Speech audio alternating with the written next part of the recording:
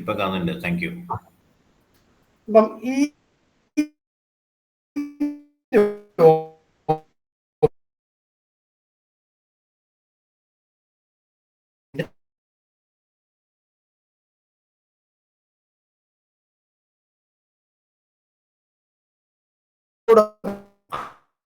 വരുമ്പോഴത്തേക്ക് അവർ സംസാരിക്കുന്നത് ബൈപോളാർ എന്ന് പറയുന്ന ഒരു രോഗത്തെ കുറിച്ചാണ്.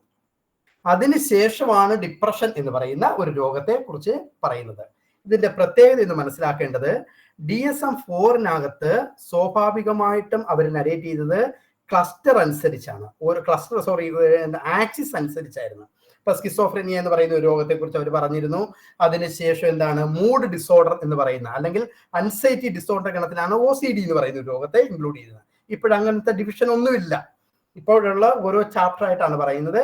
അപ്പം ഈ ചാപ്റ്റർ അറേഞ്ച് ചെയ്തിരിക്കുന്നത്, ആദ്യം സ്കിസോഫ്രീനിയ അറേഞ്ച് ചെയ്തു, അതിനുശേഷം ബൈപോളാർ എന്ന് പറയുന്ന രോഗത്തെ കുറിച്ച് അവർ സംസാരിക്കും, അതിനുശേഷമാണ് യഥാർത്ഥത്തിൽ ഡിപ്രഷനെ കുറിച്ച് സംസാരിക്കുന്നത്. അപ്പം ഞാൻ ഒരു ഇച്ചിരി എളുപ്പത്തിന് നിങ്ങൾക്ക് ഐഡിയ ഒന്ന് കിട്ടാൻ വേണ്ടിയാണ് സ്കിസോഫ്രീനിയ കഴിഞ്ഞിട്ട് ഡിപ്രഷൻ എടുക്കുന്നത്. സ്കിസോഫ്രീനിയയിലുള്ള അല്ലെങ്കിൽ ഡിപ്രഷൻ എന്ന് പറയുന്നത് രോഗത്തെ നമ്മൾ യൂണിപോളാർ രോഗം എന്നാണ് പറയുന്നത്. യൂണിപോളാർ എന്നാണ് പറയുന്നത്. സംഭവം പിടിയോ, ഒരൊറ്റ പോളാർ മാത്രമേ ഈ ഡിപ്രഷനകത്ത് കാണത്തുള്ളൂ. എന്നാൽ ബൈപോളാർ എന്ന് പറയുന്ന രോഗത്തിന്റെ 2 പോളാറുകൾ ഇങ്ങനെ രണ്ടായിട്ട് അവർക്ക് ഷിഫ്റ്റ് ചെയ്യും. കുറേ ദിവസങ്ങളിൽ സന്തോഷം, വളരെ ദിവസങ്ങളിൽ ഭയങ്കരമായിട്ട് ഡിപ്രഷൻ, വീണ്ടും ഉന്മാദം, പിന്നെയും ഡിപ്രഷൻ, വീണ്ടും ഉന്മാദം, ഇങ്ങനെ പോളാറുകളിൽ ഷിഫ്റ്റ് ചെയ്യുന്ന ഒരവസ്ഥയാണ് ബൈപോളാർ എന്ന് പറയുന്ന രോഗത്തിലുള്ളത്. എന്നാൽ ഡിപ്രസീവ് പേഷ്യൻസിന് സ്വാഭാവികമായിട്ടും എപ്പോഴും ഡിപ്രഷൻ മാത്രമേ കാണത്തുള്ളൂ. ആ ഡിഫറൻസ് ക്ലിയർ ആണോ? അതുകൊണ്ടാണ് DSM-5 എന്ത് ചെയ്യുന്നത്, ആദ്യം സ്കിസോഫ്രീനിയയെ കുറിച്ച് പറയും, അതിനുശേഷം ബൈപോളാർ എന്ന് പറയുന്ന രോഗത്തെ കുറിച്ച് പറയും, അതിനുശേഷം ഡിപ്രഷനെ കുറിച്ച് പറയും. അപ്പം ഈ ഡിപ്രഷന്റെയും സ്കിസോഫ്രീനിയയുടെയും ഇടയ്ക്കാണ് കൊണ്ടൊന്ന് ബൈപോളാറിനെ ഇട്ടേക്കുന്നത്. ഇട്ടിട്ട് പറയുകയാണ്, പ്രത്യേകം എടുത്തു പറയുന്നുണ്ട്, ഇത് ഒരു ബ്രിഡ്ജ് ആയിട്ട് നിൽക്കുന്നത്. എന്തിന്? സ്കിസോഫ്രീനിയ എന്ന് പറയുന്ന രോഗത്തിന്റെയും ഡിപ്രഷൻ എന്ന് പറയുന്ന രോഗത്തിന്റെയും ഇടയ്ക്ക് നിൽക്കുന്ന ഒരു ബ്രിഡ്ജ് ആയിട്ട്, ഒരു കണക്റ്റിംഗ് ഫാക്ടർ ആയിട്ടാണ് ബൈപോളാർ രോഗം നിൽക്കുന്നത്. അതിന്റെ അർത്ഥം ഇതാണ്, സ്കിസോഫ്രീനിയയെ കാണുന്ന ചില സിംറ്റംസ് ബൈപോളാറിനകത്ത് കാണും, ബൈപോളാറിനകത്ത് കാണുന്ന കുറച്ച് സിംറ്റംസ് സ്കിസോഫ്രീനിയയിലേക്ക് വരും, അതോടൊപ്പം തന്നെ ബൈപോളാറിനകത്ത് കാണുന്ന കുറച്ച് സിംറ്റംസ് ഡിപ്രഷനകത്ത് കാണും. ഇങ്ങനെ ഓവർലാപ്പ് ചെയ്ത് അങ്ങോട്ടും ഇങ്ങോട്ടും പോകും. അതുകൊണ്ടൊരു ബ്രിഡ്ജ് ആയിട്ടാണ് ബൈപോളാർ എന്ന് പറയുന്ന രോഗത്തെ നടുക്ക് കൊണ്ട് വെച്ചിരിക്കുന്നത്.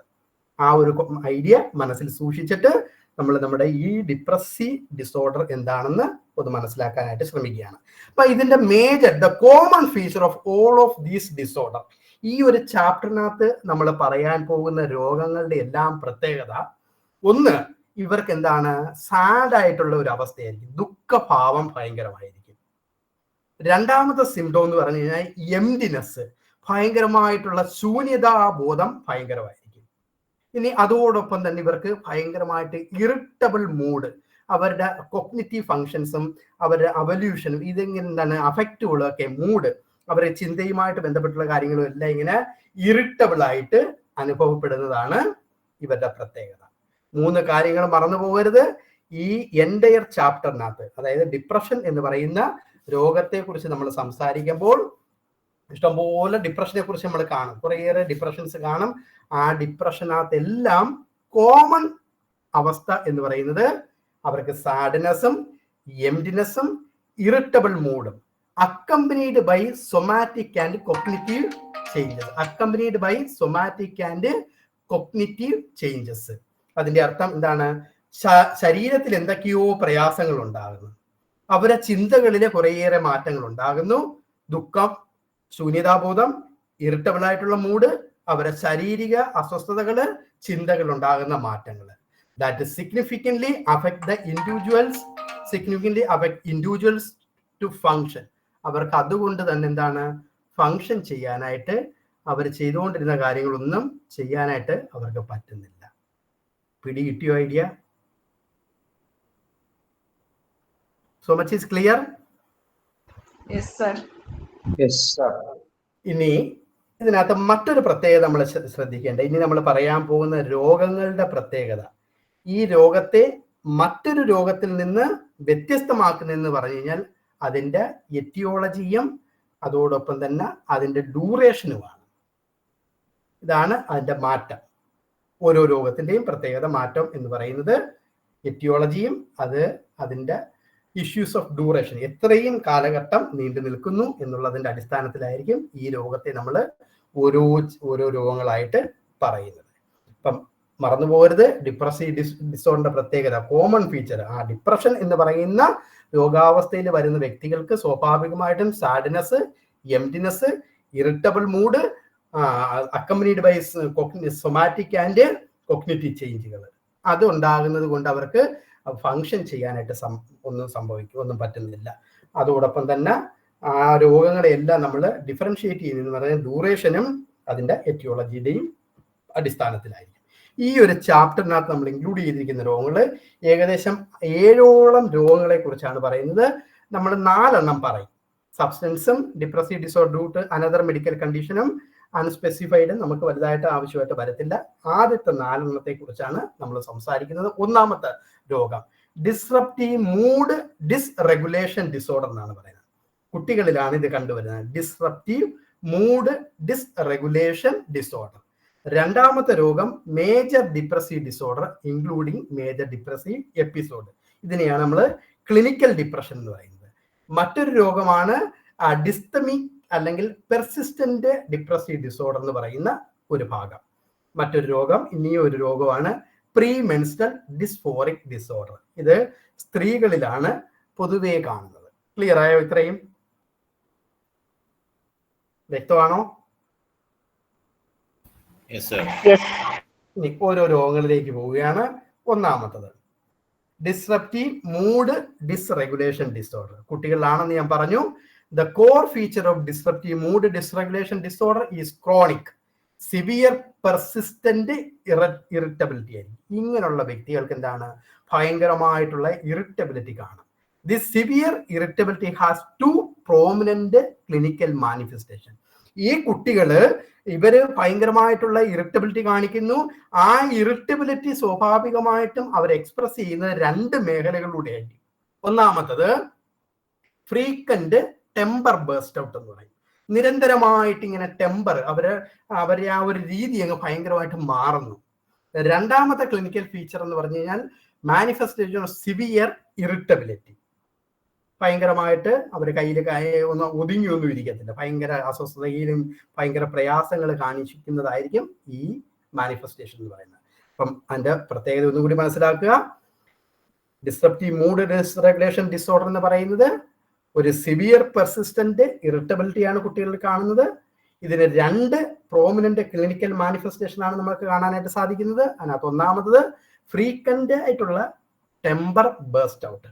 ഇനി ക്ലിനിക്കൽ ഡയഗ്നോസ് പറയുന്നത് these burst out typically occur in response to frustration. കുട്ടിക്ക് എപ്പോഴൊക്കെ ഫ്രസ്ട്രേഷൻ ആണ്, അല്ലെ അമ്മ അടുത്തില്ല, അമ്മ വിട്ടിട്ട് പോയി, രാവിലെ ജോലിക്ക് പോയി, കുട്ടിക്ക് ഫ്രസ്ട്രേഷൻ. അപ്പം സ്വാഭാവികമായിട്ടും കുട്ടിക്ക് എന്താണ് ഈ ടെമ്പർ ബേസ്റ്റ് ഔട്ട് ആണ്. Can be verbal or behaviour.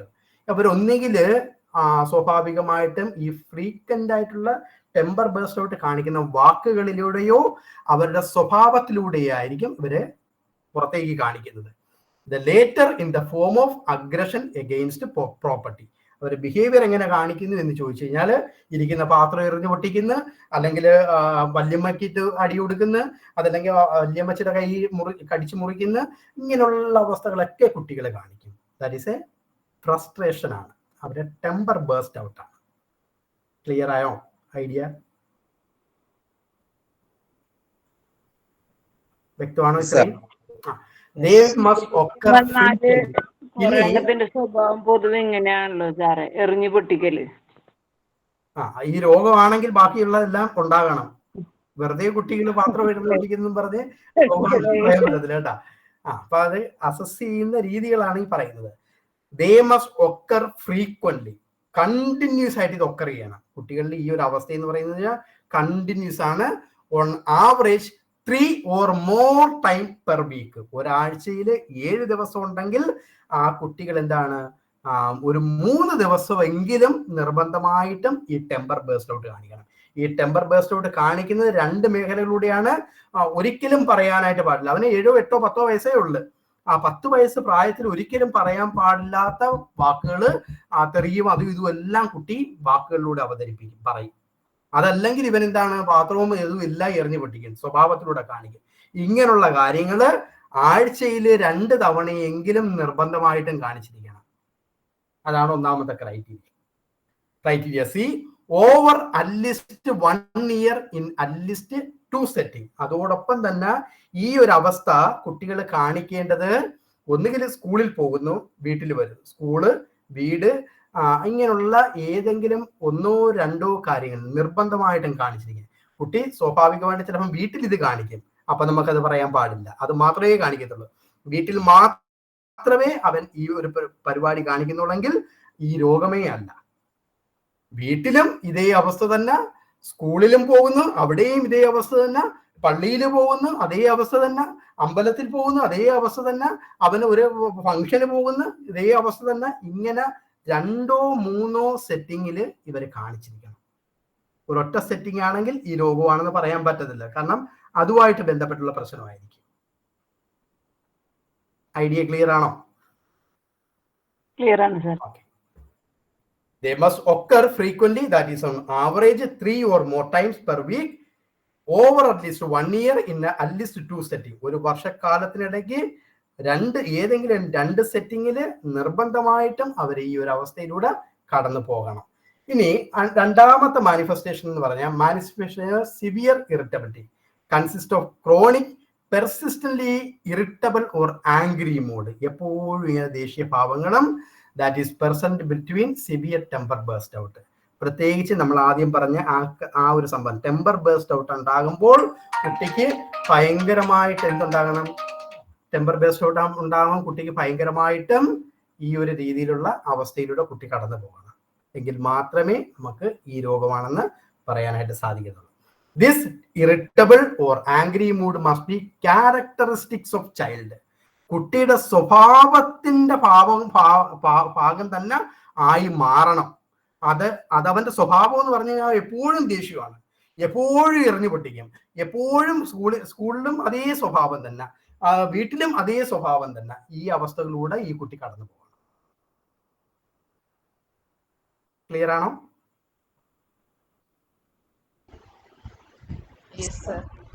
ഇനി മറ്റൊരു പ്രത്യേകത അവർ എടുത്തു പറയുന്നത് it is noticeable to others. മറ്റുള്ളവർക്ക് അത് കാണാനും മനസ്സിലാക്കാനും സാധിക്കുകയും ചെയ്യണം. ആ രീതിയിലായിരിക്കണം കുട്ടി ഇത് പെരുമാറുന്നത്. ഇതാണ് ഒന്നാമത്തെ ക്രൈറ്റീരിയ ആയിട്ട് പറയുന്നത്. ഇനി അതിന്റെ ക്രൈറ്റീരിയ ആയിട്ട് ഓരോന്നും എക്സ്പ്ലെയിൻ ചെയ്തിട്ടുണ്ട്. ഇപ്പം severe recurrent temper burst out, manifest verbally, that is verbal range, behaviourally physical. ഞാൻ ഈ പറഞ്ഞ കാര്യങ്ങളെല്ലാം ഇതിനകത്തുണ്ട്. അപ്പം അത് ക്ലിനിക്കൽ അസസ്മെന്റ് ആയിട്ട് ഓരോ ക്രൈറ്റീരിയ ആഡ് ചെയ്ത് പറഞ്ഞു പോകുന്നതേ ഉള്ളൂ. എന്താണ് ഡിസ്റപ്റ്റീവ് മൂഡ് ഡിസ്റെഗുലേഷൻ? ക്ലിയർ ആയല്ലോ? അടുത്തതിലേക്ക് പോട്ടെ.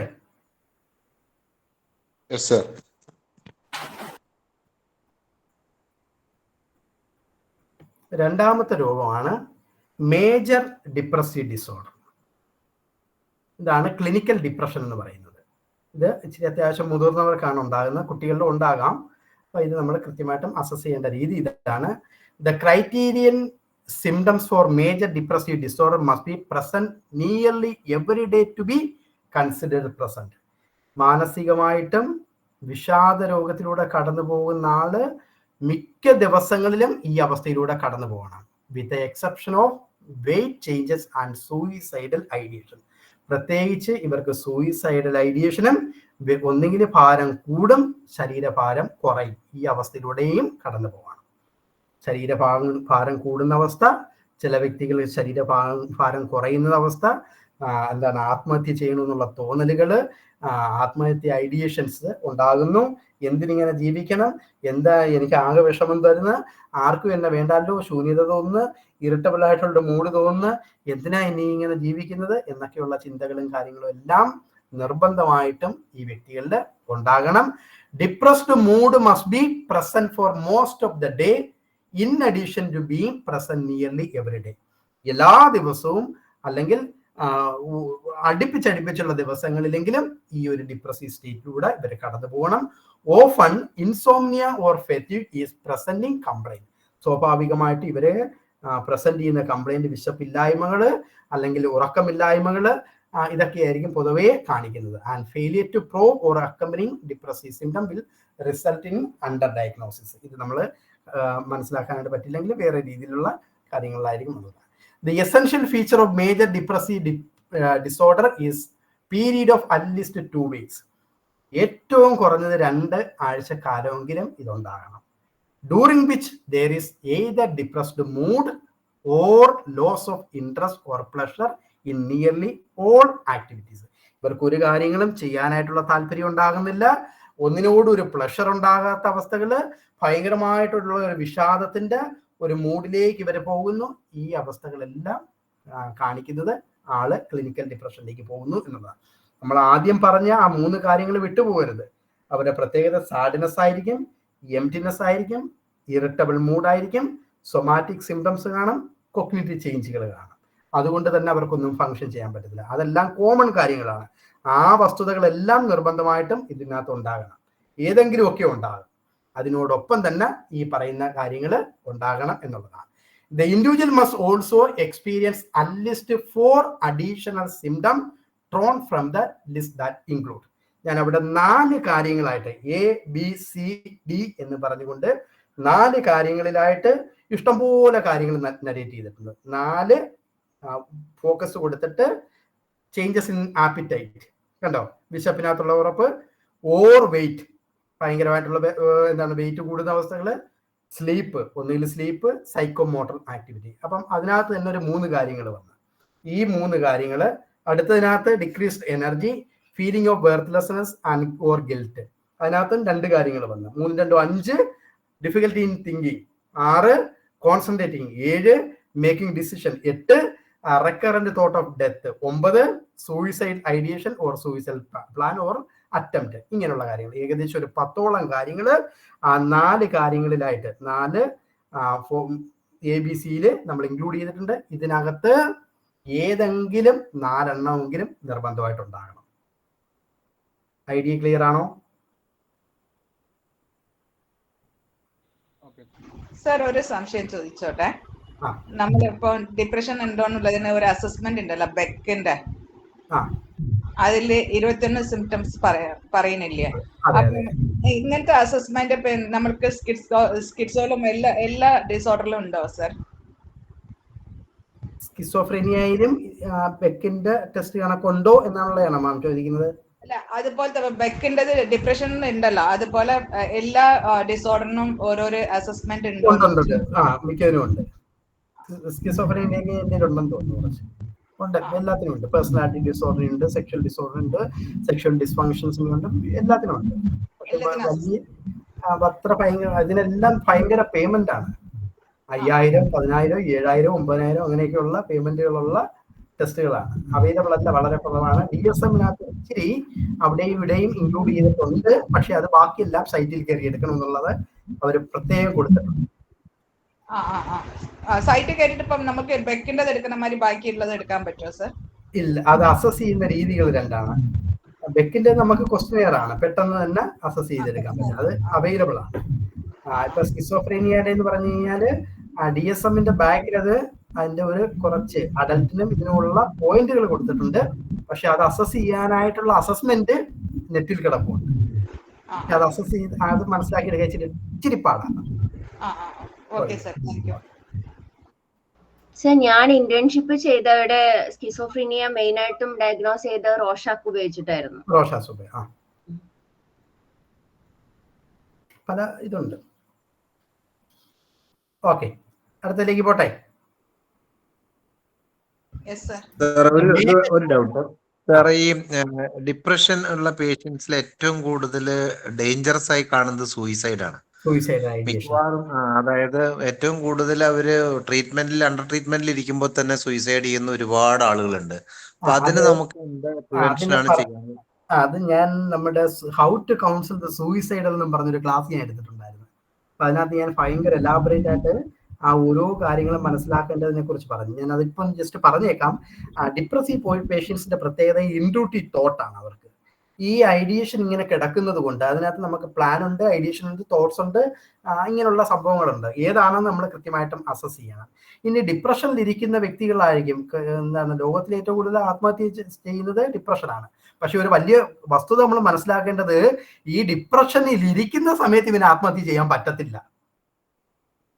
കാരണം അവന് പൊങ്ങി വന്ന് കയറെങ്കിലും കെട്ടണ്ടേ. ആത്മഹത്യ എന്ത് ചെയ്യണമെങ്കിലും അത് ചെയ്യാനായിട്ടുള്ള ഇത് തോന്നത്തില്ല അവർക്ക് ഡിപ്രസീവ് മൂഡിനാണ്. പക്ഷെ ഇതിനകത്ത് ഓട്ടോ പൈലറ്റിംഗ് എന്ന് പറഞ്ഞ ഒരു സംഭവമുണ്ട്. അത് ബ്രെയിനകത്ത് സംഭവിക്കുന്ന ഒരു എണ്ണമാണ്. അപ്പൊ ഇവരിങ്ങനെ ചെറുതായിട്ട്, പ്രത്യേകിച്ച് ഈ ആന്റി ഡിപ്രസന്റ് ഒക്കെ കൊടുത്ത് കുറച്ച് ദിവസം കഴിയുമ്പോൾ ഇവരിങ്ങനെ ഇച്ചിരി മെല്ലെ നന്നായിട്ട് ഇങ്ങനെ ഓക്കെ ആയിട്ട് വരും. ബട്ട് അതാണ് ഏറ്റവും ഡേഞ്ചർ ടൈം. പ്രതി സാർ പിടികിട്ടുന്നുണ്ടോ സാറേ? അതുകൊണ്ടാണ് ചില നന്നായിട്ട് അസസ് ചെയ്യുന്ന ഡോക്ടേഴ്സ്, അല്ലെങ്കിൽ നന്നായിട്ട് മനസ്സിലാക്കിയിട്ട് പറയുന്ന ഡോക്ടേഴ്സ് പറയും, ഈ 2 ദിവസം ഒന്ന് നന്നായിട്ട് ശ്രദ്ധിച്ചേക്കണേ. മിക്ക ഡോക്ടേഴ്സ് പിടികിട്ടത്തില്ല ഈ സംഭവം. കാരണം നേഴ്സുമാർ ഇവരൊക്കെ മനസ്സിലാക്കുന്നത് എന്താണ്, ആള് ക്യൂറായി വരുന്നു എന്നുള്ളതാണ്. ക്യൂറായി വരുന്നതല്ല. അതാണ് സാർ അതിന്റെ ഡേഞ്ചർ അവസ്ഥ എന്ന് പറയുന്നത്. ഫാമിലിയും അവരെ ശ്രദ്ധിക്കുന്നില്ല. കാരണം കുറച്ചൊരു ആശ്വാസമാവുമ്പോ അവര് കെയർലെസ് ആയിട്ട് വിടുകയാണ്. അതേസമയം നല്ല ഡിപ്രഷനുള്ള സമയത്ത് നന്നായി ശ്രദ്ധിക്കും. ഇത് കുറഞ്ഞു വരുമ്പോഴും ശ്രദ്ധ കുറയാണ്. അപ്പോൾ ആ സമയത്താണ് അവർ ചെയ്യുന്നത്. അത് പറയപ്പെടുന്നത് 24 മണിക്കൂറാണ്. 24 മണിക്കൂറേ ആ സ്റ്റേറ്റിനെ പറയുന്ന പേരാണ് ഓട്ടോ പൈലറ്റിംഗ്. കാണിക്കത് എവിടെയോ നോട്ടി കിടപ്പുണ്ട്. Auto pilot. സാറിന്റെ ക്ലാസ് അറ്റൻഡ് ചെയ്തുകൊണ്ട് എന്റെ അടുത്തുണ്ട് സാർ. അത് വലിയൊരു പോയിന്റ് ആയിരുന്നു എനിക്ക് കിട്ടിയിരുന്നത്. ഞാൻ അത് വെച്ച് സൂസൈഡിന്റെ ക്ലാസ് ഒക്കെ എടുത്തിട്ടുണ്ടായിരുന്നു. അതിൽ സാറിന്റെ ഈ പോയിന്റ് ഒക്കെ ഞാൻ യൂസ് ചെയ്തിട്ടുണ്ടായിരുന്നു sir. Thank you so much. അതാണ് സാറേ, ഓട്ടോ പൈലറ്റിംഗ് ആണ് അത് സംഭവിക്കുന്നത്. അപ്പൊ ആ ഒരു സ്റ്റേറ്റിലേക്ക്, കാരണം ഡിപ്രഷനിലേക്ക് പോകുന്ന ആൾക്ക് ആ സമയത്തൊന്നും ചെയ്യാൻ പറ്റത്തില്ല. ഇനി പിന്നെ ഒരു സംഭവം, ഒരു സൂയിസൈഡ് ടെൻഡൻസി കാണുന്നത് ഈ ബൈപോളാർ എന്ന് പറയുന്ന ആൾക്കാർക്ക്. അവരിലും അത് ഹൈപ്പോമാനിയയിലേക്ക് വരുമ്പോഴത്തേക്കാണ്. ഈ ഡിപ്രഷനിൽ നിന്ന് ചെറുതായിട്ട് ഇങ്ങനെ ഉയർന്നു വരും, ഹൈപ്പോമാനിയയിലേക്ക് വരും. അപ്പൊ അവർക്ക് ഈ ഓട്ടോ പൈലറ്റിംഗ് ഉണ്ടാകും. അല്ലെങ്കിൽ അവർക്ക് ഇങ്ങനെ മൂഡ് ഷിഫ്റ്റിങ്, വലിയ പ്രശ്നം ഉണ്ടാകത്തില്ല. ഡിപ്രസീവ് പേഷ്യൻസ് ആണ് ആത്മഹത്യ ചെയ്യുന്നത്. ആത്മഹത്യ ചെയ്യാനുള്ള കാരണം ഇതാണ്, ഈ ഓട്ടോ പൈലറ്റിംഗ് ചെയ്യും. സർ ഒരു ഡൗട്ടും കൂടി ചോദിക്കട്ടെ സർ? പറഞ്ഞോ. അത് ഈ ഡിപ്രഷൻ പേഷ്യന്റിന് 2 ആഴ്ചയിലധികം അവർക്ക് ട്രീറ്റ്മെന്റ് കൊടുക്കാതെ വെച്ചിരിക്കാൻ പറ്റില്ല. അവർ എന്തെങ്കിലും ഒന്ന് അവരിൽ സംഭവിച്ചിട്ടുണ്ടാവുമെന്ന് പറഞ്ഞു. അത് ശരിയാണോ? മനസ്സിലായില്ല. അതായത് ഡിപ്രഷൻ വന്ന ആൾക്കാരെ നമ്മൾ 2 ആഴ്ച തീരെ അവര് നോർമൽ ലൈഫിൽ ഇല്ലാതെ ചെയ്യുമ്പോഴാണല്ലോ നമ്മൾ ഡിപ്രഷൻ ഇതിലേക്ക് ട്രീറ്റ്മെന്റിലേക്ക് കൊണ്ടുപോവുക. അപ്പൊ ആ 2 ആഴ്ച കാലം ഇതിലും കൂടുതൽ നമ്മൾ അവരെ ട്രീറ്റ്മെന്റ് ഒന്നും കൊടുക്കാതെ വെച്ചിരിക്കാൻ പറ്റില്ല. അപ്പോഴത്തേക്ക് അവിടെ എന്തെങ്കിലും സംഭവിച്ചിരിക്കും എന്നുള്ളത് പറയുന്നുണ്ടല്ലോ. അങ്ങനെയാണ് അവരെ വീണ്ടും ഭയങ്കര ക്രോണിക് ഡിപ്രഷനിലേക്ക് പോകും. അപ്പൊ അത് നല്ലതല്ലല്ലോ. അപ്പൊ അങ്ങനെ വരുമ്പോഴത്തേക്ക് സ്വാഭാവികമായിട്ട് ആൾക്കാർ കൊണ്ടുപോകും, ഹോസ്പിറ്റലിലേക്ക് കൊണ്ടുപോകും. അതിനിടയ്ക്കാണ് ഈ മരുന്ന് കഴിക്കുന്നത്. മരുന്ന് കഴിച്ച് അവർ ആ ഒരു സ്റ്റേറ്റിൽ നിന്ന് മാറി വരുമ്പോഴത്തേക്കാണ് ഈ ഒരു പൈലറ്റിംഗ് സ്റ്റേറ്റിലേക്ക് വരുന്നത്. അതുകൊണ്ടാണ് അതിനെ പറയുന്നത് മെന്റൽ പെയിൻ അനുഭവിക്കുന്ന ഏറ്റവും വലിയ സമയം ഈ ഓട്ടോ പൈലറ്റിംഗ് എന്ന് പറയുന്നത്.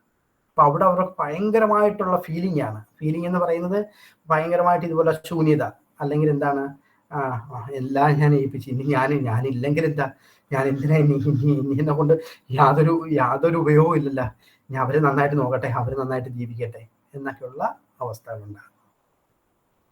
ഒന്ന് ചോദിച്ചോട്ടെ, ഈ ഓട്ടോ പൈലറ്റ് മോഡ് ആക്റ്റീവ് ആവുന്നത് ആന്റി ഡിപ്രസന്റ് എടുത്ത് 24 hours വരെ ഉണ്ടാവത്തുള്ളൂ? അങ്ങനല്ല. ആന്റി ഡിപ്രസന്റ് എടുക്കുന്ന ആ ഒരു സ്റ്റേറ്റിലേക്ക് വരാം. അതായത് അവർ ഇച്ചിരൂടെ ഇങ്ങനെ ഓക്കെ ആയി വരുന്നു എന്ന് നമുക്ക് തോന്നത്തില്ലേ? അപ്പൊ സാധാരണ നമ്മൾ അതങ്ങ് ലീവ് ചെയ്യാം, ആളുടെ ആ സ്റ്റേറ്റ് അങ്ങ് മാറി എന്ന് നമ്മൾ വിചാരിക്കും. അതാണ് ഓട്ടോ പൈലറ്റ്. അത് ഭയങ്കര ഷാർപ്പായിട്ടുള്ളവർക്ക് അത് ശ്രദ്ധിച്ച് മനസ്സിലാക്കി എടുക്കാൻ പറ്റുന്നുള്ളൂ. എത്ര നാള് നീണ്ടു നിൽക്കാൻ സാധ്യത? ഓരോരുത്തർക്കും ഓരോ രീതിയിലാണ്, ഒന്നും പറയത്തില്ല. ചിലപ്പോൾ മരുന്ന് ചില ആൾക്കാർക്ക് പെട്ടെന്ന് ഓക്കെ ആയി പെട്ടെന്ന് ഇതിലേക്ക് വരും. പക്ഷെ ഈ 24 മണിക്കൂർ കഴിഞ്ഞാൽ പിന്നെ അവൻ മരിക്കത്തില്ല, ഒരിക്കലും ചെയ്യത്തില്ല. ഇതുപോലുള്ള സ്റ്റേറ്റ് വന്നെങ്കിലേ ചെയ്യത്തുള്ളൂ. സാർ പറഞ്ഞിട്ടില്ലേ 24 hours ആണെങ്കിലും 2 ദിവസം നന്നായി ശ്രദ്ധിക്കണം എന്ന് പറഞ്ഞിട്ടുണ്ടായിരുന്നു ക്ലാസ്സിൽ. 48 24 അല്ല 48 hours 24 എന്നാണ് ഞാൻ പറഞ്ഞത് അല്ലേ 48 hours 48 hours അതാ സാർ അന്ന് പറഞ്ഞത് എനിക്ക് ഓർമ്മയുണ്ട് 2 ദിവസം ശ്രദ്ധിക്കണം പറഞ്ഞ 42 hours 48 hours sir after medicine ആണോ വിതിൻ മെഡിസിൻ ആണോ ഇത് 48 hours അത് ഡിപ്പെൻഡ് ഓൺ പേഷ്യന്റ്. ചില ആൾക്കാരിൽ ഈ ആന്റി ഡിപ്രസന്റ് എടുത്ത് അവരിപ്പം നോർമൽ സ്റ്റേറ്റിലേക്ക് അങ്ങനെ വരുന്നത്, ചിലവര് മരുന്ന് എടുക്കാതെ തന്നെ ഇങ്ങനെ നോർമൽ സ്റ്റേറ്റിലേക്ക് വരും. പക്ഷെ ആ നോർമൽ സ്റ്റേറ്റ് എന്ന് പറയുന്നത് ശ്രദ്ധിക്കും. ഞാൻ നല്ലൊരു ഉദാഹരണം പറയാം. എന്താണ്, ഞാനിവിടെ കൊല്ലത്തുണ്ടായിരുന്നപ്പോഴത്തേക്ക് ഒരു അപ്പച്ചൻ എനിക്ക് നല്ല പരിചയമുള്ള പള്ളിയില് നല്ല കൂട്ടാണ് ആ ഫാമിലിയായിട്ട്. അപ്പൊ ഈ അപ്പച്ചൻ വന്നിട്ടേക്ക് ഇങ്ങനെ പറഞ്ഞാൽ എൻ്റെ വൈഫിന്റെ അനിയത്തി ഒന്ന് ശ്രദ്ധിക്കണതാണെന്ന് പറഞ്ഞു. അപ്പം ഈ അനിയത്തി വേറൊരു ചേച്ചി, ഈ ചേച്ചിയുടെ മോൻ ഒരിക്കൽ ആക്സിഡന്റിൽ മരിച്ചു. ആ ചേച്ചിക്കും പക്ക ഡിപ്രഷനാണ്. ഞാൻ ഡിപ്രഷനുള്ള മരുന്ന് ഞാൻ പറഞ്ഞു വിട്ടാണ് ഡോക്ടറിലേക്ക് പോയതും അതിനുശേഷം എൻട്രിക്കാണ് വന്നുകൊണ്ടിരുന്നത്. പക്ഷേ ഇവരുടെ അനിയത്തിയെ ഞാൻ ഒരിക്കലും കണ്ടിട്ടില്ല, കാണുകയോ സംസാരിക്കുകയും ചെയ്തിട്ടില്ല. പക്ഷെ ഇവർ പറയുകയെല്ലാം ചെയ്യുമായിരുന്നു. പറഞ്ഞ് ഇങ്ങനെയുള്ള കാര്യങ്ങൾ ഇവര് നേരിട്ട് ഹോസ്പിറ്റലിൽ അവർ പോയി അങ്ങനെ കൗൺസിലിങ്ങോ കാര്യങ്ങളൊന്നും ഇല്ലായിരുന്നു. പക്ഷേ അതിനുശേഷം എനിക്ക് ട്രാൻസ്ഫർ ആയി ഞാൻ വയനാട്ടിലോട്ട് പോകുന്നതിന് തൊട്ട് മുമ്പുള്ള ഒരു ദിവസം ഞാൻ അവരെ പള്ളിയിൽ കുർബാന ചെല്ലാനായിട്ട് പോയി. അങ്ങനെ ചെല്ലുന്ന സമയത്ത് ഈ അപ്പച്ചൻ വന്നിട്ട് പറഞ്ഞാൽ ഇങ്ങനെ ഇവർ ഇച്ചിരി പ്രശ്നമാണ് ഇതുപോലെയൊക്കെ, എന്നിട്ട് കുറേ സിംറ്റംസ് പറഞ്ഞു. അപ്പോഴത്തേക്ക് ഞാൻ പറഞ്ഞ് അപ്പച്ചൻ ശ്രദ്ധിക്കണം, ഈ 2-3 ദിവസം ഒന്ന് ശ്രദ്ധിച്ചേക്കണേ എന്ന് പറഞ്ഞിട്ട് ആ ദിവസത്തെ കുർബാന ചൊല്ലി അന്ന് ഞാൻ അവിടെ ഉണ്ട്. പിറ്റേ ദിവസം ഞാൻ ട്രാൻസ്ഫർ ആയിട്ട് ഞാൻ അങ്ങോട്ട് പോകുന്നു. അവിടെ ചെന്ന് ഒരു 2 ദിവസം കഴിഞ്ഞപ്പോഴത്തേക്ക് ഒരു കുഞ്ഞു കിണറാ. ആ കിണറ്റില് ആരും വീണ് ചാകത്തില്ല ഒരിക്കലും, അത്രയ്ക്ക് കിണർ. എന്നിട്ട് ഈ കത്താള്, കയറ്, വടി ഇങ്ങനെയുള്ള സാധനങ്ങളെല്ലാം അവിടുന്ന് ഞാൻ പറഞ്ഞ അനുസരിച്ച് മാറ്റിയിട്ട് ഇവർക്കൊന്നും കിട്ടിയില്ല, ഈ അമ്മയ്ക്കൊന്നും ചെയ്യാനായിട്ട്. പക്ഷെ ഈ കിണറ്റില് അവരെങ്ങനെയോ ചാടി മുങ്ങിച്ചത്. ഇനി വേറൊരു സ്ത്രീ, അതും നല്ല നല്ല മിടുക്കിയായിട്ടുള്ള നല്ല സുന്ദരിയായിട്ടുള്ള ഒരു പെണ്ണ്, ഒരു 40 വയസ്സില്ല, ഒരു 36-37. ഇവർക്കൊരു ഇച്ചിരി കടവും കാര്യങ്ങളും ഒക്കെ ഉണ്ടായിരുന്നു. അപ്പം എന്നെ കാണാൻ വരുന്നത് സാൻവിയിൽ വരുന്നെന്നും പറഞ്ഞാണ് അവര് വീട്ടിൽ നിന്ന് ഇറങ്ങിയിട്ട് നേരെ വന്ന് നമ്മുടെ നീണ്ടകര എന്ന് പറഞ്ഞ നമ്മൾക്ക് കൊല്ലത്തൊരു സ്ഥലമുണ്ട്, നീണ്ടകര പാലത്തിൽ നിന്ന് എടുത്ത് ചാടി ആള് മരിച്ചു. എന്നിട്ട് ഒരു 3-4 മണിക്കൂർ ആളെ കിട്ടി. അത് ഇതുപോലെ അതിനു മുമ്പ് എൻട്രിക്ക് വന്ന് സംസാരിച്ചിട്ടൊക്കെ ഉള്ള ഒരു ലേഡിയാണ്. ഇതാണ് അവര് മെഡിസിൻ സ്റ്റാർട്ട് ചെയ്തിട്ടില്ലായിരുന്നു, മെഡിസിൻ ഉപയോഗിച്ചുകൊണ്ടിരുന്നവരാണ്. അവിടെ എനിക്ക് ഡൗട്ട്, മെഡിസിൻ ഉപയോഗിച്ച് ഒരുവിധം നോർമലായി എന്ന് നമ്മൾ തോന്നുന്ന അതാണ് ഓട്ടോപൈലറ്റിങ് സംഭവിക്കുന്നത്. ഒരുവിധം നോർമലായി വരുന്ന സ്റ്റേറ്റ് ആണ് പ്രശ്നം. പക്ഷെ അപ്പൊ അതാ കെയർ ഗിവർക്ക് കൂടെ ഉള്ളവര് ശ്രദ്ധിച്ചേ വരും, അവർക്ക് മനസ്സിലാക്കാൻ പറ്റുള്ളൂ നന്നായിട്ട്. സർ, ഈ ബോർഡർ ലൈൻ പേഴ്സണാലിറ്റിയിലുള്ളവര് അവരവരെ തന്നെ വേദന ആക്കുമല്ലോ, അങ്ങനെ ഉള്ളവർക്കും ഈ സൂസൈഡിന്റെ ഒരു ഇത് അത് വേറെ സംഭവമാണ്. അങ്ങനെ സൂയിസൈഡിൽ ഐഡിയ സെൽഫ് ഇൻജുറി സിൻഡ്രോം എന്നാണ് പറയുന്നത്. അങ്ങനെയുള്ളവർ ആത്മഹത്യൊന്നും ചെയ്തില്ല വലുതായിട്ട്. പക്ഷെ അത് ഇതിലേക്ക് പിന്നെ ക്രോണിക്കിലേക്ക് പോയി കഴിഞ്ഞാൽ ആ രീതിയിൽ ആത്മഹത്യയിലേക്ക് അതിനെ പറയുന്നത് സൂയിസൈഡൽ എന്താണ്, ബോർഡർ ലൈനകത്ത് കാണുന്നത് സെൽഫ് ഇൻജുറി സിൻഡ്രോം എന്നാണ് പറയുന്നത്. Self injury. ഓക്കെ, അപ്പം ഇതാണ് ഈ ഒരു രോഗത്തിന്റെ പ്രത്യേകത. Major depressive disorder may first appear at list any age, ഏത് ഏജിലോ സംഭവിക്കാം. ബട്ട് ലൈക്ലിഹുഡ് മാർഗ്ലി പ്യൂബർട്ടിയിലാണ് ഇത് കണ്ടു തുടങ്ങുന്നത് പൊതുവെ. അടുത്ത ഒരു രോഗമാണ് ഡിസ്തമിയ എന്ന് പറയുന്നത്. ഇതിന്റെ duration, dysthymia feature present depressive disorder is a depressed mood that occurs for most of the day for at least 2 years. ഏകദേശം ഒരു 2 വർഷക്കാലവും ഉണ്ടാകണം. Or at least 1 year for children. കുട്ടികളിലാണെങ്കിൽ ഈ ഡിസ്തമിയ എന്ന് പറയുന്ന രോഗമായിട്ട് നമ്മൾ പറയണമെങ്കിൽ 1 വർഷക്കാലമെങ്കിലും ആയിരിക്കണം. അത് ഇപ്പോഴാണ് DSM-5 ഈ ഒരു ക്രൈറ്റീരിയ ഇന്റഗ്രേറ്റ് ചെയ്തത്. അതിനു മുമ്പ് അതില്ലായിരുന്നു, കുട്ടികളിലൊക്കെ ഇതുണ്ട് എന്നുള്ള രീതിയിൽ. അല്ലെങ്കിൽ സാധാരണ ആൾക്കാരിൽ 2 വർഷത്തിനപ്പുറത്തേക്ക് നീണ്ടു നിന്നെങ്കിൽ മാത്രമേ ഡിസ്തമിക് എന്ന് നമുക്ക് പറയാനായിട്ട് സാധിക്കത്തുള്ളൂ. The individual with the persistent depressive disorder describe their mood as sad or down in dumps.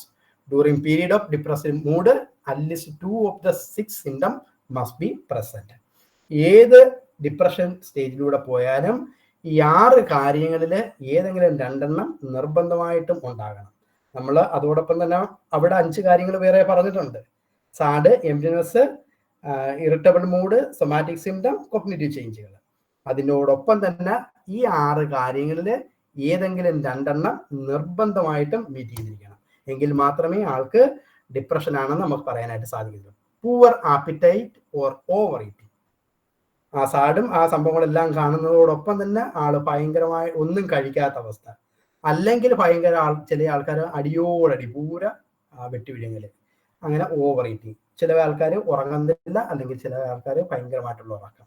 Law energy, fatigue, ഒരു low self esteem, poor concentration or difficulty in making decision, feeling of hopelessness. ഈ 6 കാര്യങ്ങളിൽ ഏതെങ്കിലും 2 കാര്യങ്ങൾ നിർബന്ധമായിട്ടും ഉണ്ടായിരിക്കും. ഇനി അടുത്ത ഒരു രോഗമാണ്, പൊതുവേ നമ്മൾ സ്ത്രീകളിൽ കണ്ടുവരുന്നതാണ് ഈ ഒരു പ്രീ മെൻസ്ട്രൽ ഡിസ്ഫോറിക് ഡിസോർഡർ എന്ന് പറയുന്നത്. ഇതിന്റെ പ്രത്യേകതയായിട്ട് പറയുന്നത് ഈ ഓവുലേഷന്റെ ടൈമുണ്ട്. ഈ ഓവുലേഷന്റെ സമയത്താണ് സ്ത്രീകളിൽ ഇത് ഓവുലേഷൻ, അതിനുശേഷം ഒരു 2-3 ദിവസം കഴിയുമ്പോഴത്തേക്ക് 4 to 5 days ആണ് ഈ സംഭവം മെൻസ്ട്രേഷൻ സംഭവിക്കുന്നത്. ഇതിനിടയ്ക്ക് ചില സ്ത്രീകളിൽ ഭയങ്കരമായിട്ടുള്ള ഈ പറയപ്പെടുന്ന രീതിയിൽ ഡിപ്രസീവ് സിംറ്റം കാണിക്കും. Premenstrual syndrome or premenstrual tension, PMT എന്നാണ് നേരത്തെ അറിഞ്ഞിരുന്നത്. Is characterised by variety of physical or psychological or behavioural symptom occurring in the second half of the menstrual cycle. Second ഹാഫിലായിരിക്കും ഇത് കൂടുതലും ആൾക്കാരിൽ, സ്ത്രീകളിൽ ഇത് കണ്ടുവരുന്നത്. Typically the symptom starts after a few days of ovulation. Ovulation സംഭവിക്കുന്നു, reach a peak about 4 to 5 days before menstruation. അതായത് മെൻസ്ട്രേഷന് 4-5 ദിവസത്തിന് മുമ്പ് ഇത് സ്വാഭാവികമായിട്ടും ഈ ഒരു ടെൻഷനും കാര്യങ്ങളും അവർക്ക് ഉണ്ടാകുന്നു, ഭയങ്കരമായിട്ടുണ്ടാകും. പിന്നീട് ഉള്ള ദിവസങ്ങളെല്ലാം അവർ ഓക്കെ ആയിരിക്കും. Disappear usually around menstruation. എന്താണ്, ആ മെൻസ്ട്രേഷൻ കഴിയുമ്പോഴത്തേക്ക് പിന്നീട് അവർ ഓക്കെ ആയിട്ട് പോകുന്നത്. The period between menstruation and next ovulation is normal for, അങ്ങനെയുള്ള ആൾക്കാർക്ക് സ്ത്രീകളിൽ ഇതായി നോർമൽ ആയിരിക്കും. ഇതിനകത്ത് നമ്മൾ ശ്രദ്ധിക്കേണ്ട ഒരു വസ്തുത, the essential feature of premenstrual dysphoric disorder are expression of mood lability, irritability, dysphoria, anxiety symptoms കാണാനായിട്ടുള്ള കാര്യം. During menstrual phase of the cycle, remit around onset of menses and shortly thereafter. പെട്ടെന്ന് തന്നെ അത് പിന്നീട് അങ്ങ് മാറിക്കോളും. These symptoms may be accompanied by behavioral and physical symptoms. Symptoms have occurred most of the menstrual cycle. ഇതിനകത്ത് എടുത്തു പറയുന്ന ഒരു ക്ലിനിക്കൽ അസസ്മെന്റ് നമ്മൾ മനസ്സിലാക്കേണ്ടത്, ജനുവരി മാസത്തിൽ ആൾക്ക് ഇതുപോലെ ഓവുലേഷൻ കഴിഞ്ഞു, മെൻസ്ട്രേഷൻ ഇടയ്ക്ക് ഇങ്ങനെ ഡിപ്രഷൻ ഉണ്ടായി. ജനുവരിയിലുണ്ട്, ഫെബ്രുവരിയിലുണ്ട്, മാർച്ചിലുണ്ട്, ഏപ്രിലില്ല, പിന്നെ മെയ്യിലുണ്ട്.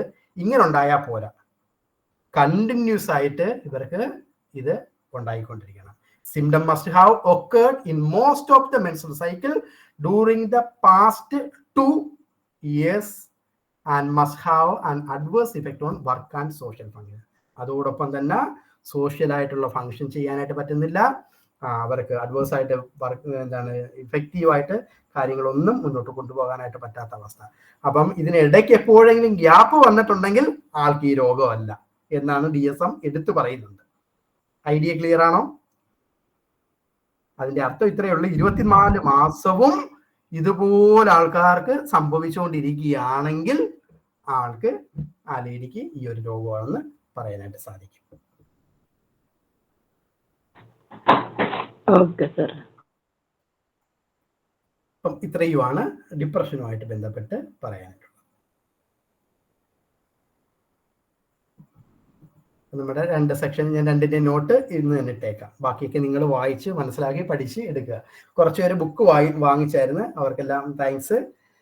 ബാക്കി ബുക്കിനകത്തൂടെ നിങ്ങൾ വായിച്ച് മനസ്സിലാക്കുക. ബുക്കിനകത്തുള്ള കാര്യങ്ങൾ തന്നെയാണ് ഞാൻ ചൂടെ ഷോർട്ടൺ ചെയ്ത് നന്നായിട്ട് ആക്കി എടുത്തിട്ടുണ്ടെന്നേ ഉള്ളൂ, എളുപ്പത്തിൽ വായിക്കണം. അതിനുശേഷം ബുക്ക് വായിക്കുമ്പോഴത്തേക്ക് നിങ്ങൾക്ക് ഈസി ആയിട്ട് മനസ്സിലാവും. ക്ലാസ് മനസ്സിലാവുന്നുണ്ടോ? ഉണ്ട് സാർ, വളരെ നല്ല ക്ലാസ്സാണ്. നമുക്ക് ഒരുപാട് അറിവുകൾ സാറിൽ നിന്ന് കിട്ടുന്നുണ്ട്. നമ്മൾ കേൾക്കാത്ത വാക്കുകളും അറിയാത്ത കാര്യങ്ങളൊക്കെ വളരെ നന്നായിട്ടാണ് സാർ അത് എക്സ്പ്ലെയിൻ ചെയ്യുന്നത്. Very good. Thank you.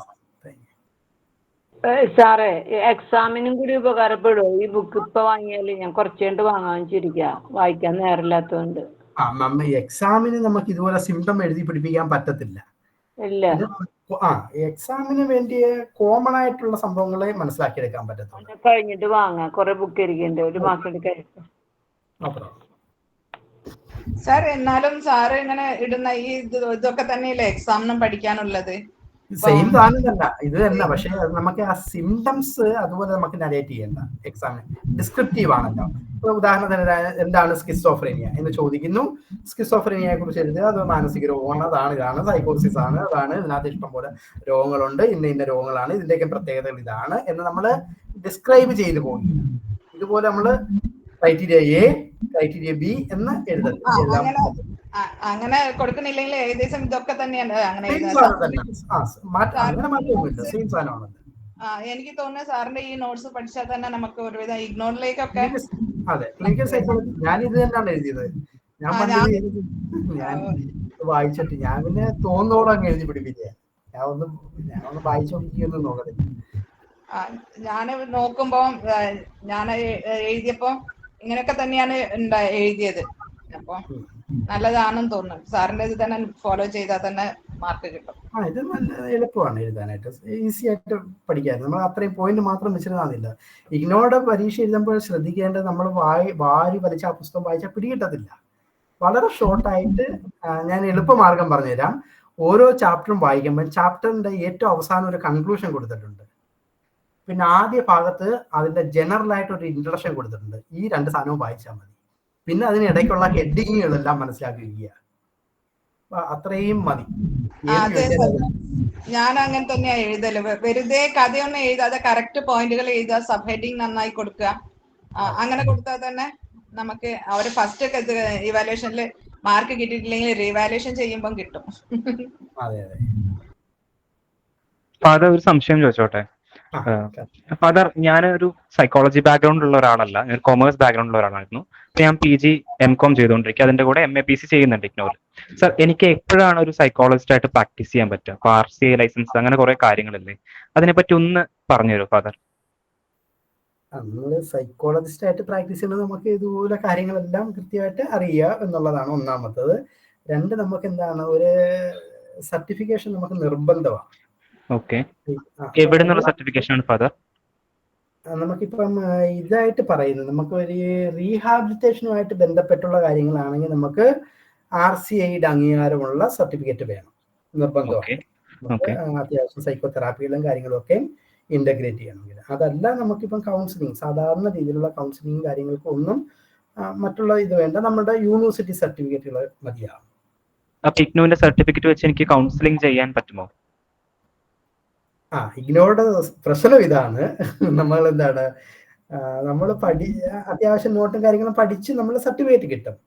അതെ, ബട്ട് ദ സ്കിൽ എന്നുള്ള ഒരു പ്രശ്നം അതിനകത്ത് കിടപ്പുണ്ട്. ഇപ്പൊ എന്റെ കോളേജിൽ തന്നെ ഒരു സോഷ്യൽ ആങ്സൈറ്റിയുടെ ഒരു കുട്ടിയുണ്ട്, കേസുണ്ട്.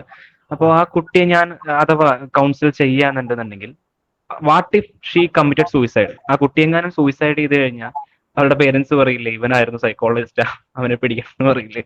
സോ അതിന്റെ ഒരു കോംപ്ലക്സിറ്റി, ലൈക്ക് നമുക്കൊരു റെക്കഗ്നൈസ്ഡ് ആവണ്ടേ അതിന്റെ ഒരു. അങ്ങനെ ഒരു പ്രശ്നം ഉണ്ടാകാതിരിക്കാൻ വേണ്ടിയാണ് നമുക്ക് സർട്ടിഫിക്കേഷൻ വേണം എന്ന് പറയുന്നത്. RCAന്റെ സർട്ടിഫിക്കറ്റ് കിട്ടണമെന്നുണ്ടെങ്കിൽ നമ്മൾ ഏതെങ്കിലും ഹോസ്പിറ്റലിൽ വർക്ക് ചെയ്യണ്ടേ? അതായത് PG കഴിഞ്ഞ് പിന്നീട് PhD എടുത്ത് അതിനുശേഷമല്ലേ പറ്റുള്ളൂ? നമുക്കിപ്പോ അത് നമ്മൾ ഈ ക്ലിനിക്കൽ എന്താണ് ഇതായിട്ടുള്ളതിനൊക്കെയാണ് ആ രീതിയിൽ പറയുന്നത്. നമുക്ക് റീഹാബിലിറ്റേഷൻ എന്ന് പറഞ്ഞാൽ ഉദ്ദേശിക്കാൻ അതാണ് റീഹാബിലിറ്റേഷൻ ആയിട്ട് നമുക്ക്. അപ്പൊ അവിടെ ഒരു ക്വസ്റ്റ്യൻ നമ്മൾ മനസ്സിലാക്കണം, ഹൂ ക്യാൻ ബി കൗൺസിൽഡ് എന്നൊരു സംഭവമുണ്ട്. ആൻസൈറ്റി എന്ന് പറയുന്ന ഒരു രോഗമാണ്, ഡിപ്രഷൻ എന്ന് പറയുന്നത് എന്തെങ്കിലും ഒരു രോഗമാണ്, പിന്നെ സ്കിസോഫ്രീനിയ എന്ന് പറയുന്നത് വേറൊരു രോഗമാണ്. അതിന് ഇന്റഗ്രേറ്റ് ചെയ്യേണ്ട സംഭവങ്ങൾ എന്തെങ്കിലും ഡിഫറെന്റാ. അതിന് നമുക്ക് അത്യാവശ്യം സൈക്കോതെറാപ്പികളും കാര്യങ്ങളും ഒക്കെ അറിയണം. ഇഗ്നോയിൽ നമ്മൾ സൈക്കോതെറാപ്പി പഠിക്കുന്നുണ്ട്, CBT കുറിച്ച് നമ്മൾ പഠിക്കുന്നുണ്ട്, പക്ഷെ എന്താണ് CBT എന്ന് ആർക്കും അറിയത്തില്ല. അതാണ് പ്രശ്നം. അപ്പൊ അത് ഇന്റഗ്രേറ്റ് ചെയ്യേണ്ട രീതികൾ എന്തെങ്കിലും ഡിഫറെന്റ്. ഞാനപ്പോ എങ്ങനെയാണ് ഒരു കൗൺസിലർ ആവേണ്ടത്? ഇപ്പൊ MAPC കഴിഞ്ഞാൽ what is the next step so that I can become A councillor? Councillor എന്ന് പറയുമ്പോഴത്തേക്ക് നമ്മൾ ബൈ പ്രാക്ടീസ് നമുക്ക് നന്നായിട്ട് സർട്ടിഫിക്കേഷൻ ഉണ്ടാകണം, പിന്നെ പ്രാക്ടീസ്. എവിടെയാണ് സാർ പ്രാക്ടീസ് ചെയ്യേണ്ടത്? പ്രൈവറ്റ് ആയിട്ട് എനിക്കൊരു ക്ലിനിക്ക് സ്റ്റാർട്ട് ചെയ്യാൻ പറ്റുമെന്ന്, അതോ ഹോസ്പിറ്റലിൽ വർക്ക് ചെയ്യണം? ഇപ്പൊ ഒത്തിരി പേര് ഇങ്ങനെ സർട്ടിഫിക്കറ്റ് ഈ നമ്മുടെ ഇഗ്നോടെ ഇതൊക്കെ വെച്ച് ഇഷ്ടംപോലെ ആൾക്കാർ, ഈവൻ ഇഗ്നോടെ പിന്നെ ഒരു ചൂടെ വാല്യൂ ഉണ്ട്. ചില BSS ഇങ്ങനെയൊക്കെയുള്ള സർട്ടിഫിക്കറ്റ് വെച്ച് 3 മാസം 6 മാസം വെച്ചൊക്കെ സെന്റർ ഇട്ട് നടക്കുന്ന ആൾക്കാരെ എനിക്കറിയാം. ഞാൻ പഠിപ്പിച്ചവര് സെന്റർ ഇട്ടവരുണ്ട്, ഇവിടെ തന്നെ ഉണ്ട്, കൊല്ലത്ത് തന്നെ ഒരു 6-7 പേരുണ്ട്. ഞാൻ എണ്ണിത്തരാം എങ്കിൽ. പക്ഷെ നമ്മള് ഒരു സമൂഹത്തോട് ചെയ്യുന്ന ഒരു എത്തിക്കൽ പ്രിൻസിപ്പൽ പ്രോബ്ലം ഉണ്ട് അവിടെ. അതെ അതെ അതെ. പോലീസ് പിടിക്കാൻ ചാൻസ് ഉണ്ടോ? അതായത് അതുപോലെ ഇതുപോലെ എന്തെങ്കിലുമൊക്കെ ഇഷ്യൂ ഉണ്ടാവും, വ്യാജൻ എന്ന് പറഞ്ഞേക്കാം. അതെ, അത് അങ്ങനത്തെ ഒരു നമ്മൾ ഇത്രയും കഷ്ടപ്പെട്ടിട്ട് അവസാനം ആ പേര് ദോഷം വരരുതല്ലോ. ഞാൻ അതുകൊണ്ടാ ചോദിക്കുന്നത്. ഫാദറിന്റെ ഒക്കെ പോലെയുള്ള വർക്ക്ഷോപ്പുകൾ കംപ്ലീറ്റ് അറ്റൻഡ് ചെയ്യുക, ഒരു നല്ല തെറാപ്പിസ്റ്റിന്റെ കൂടെ 1 കൊല്ലം വർക്ക് ചെയ്യുക, ഇഗ്നോന്റെ സർട്ടിഫിക്കറ്റ് RCA ലൈസൻസും കൂടി ഉണ്ടെങ്കിൽ ഓക്കെ.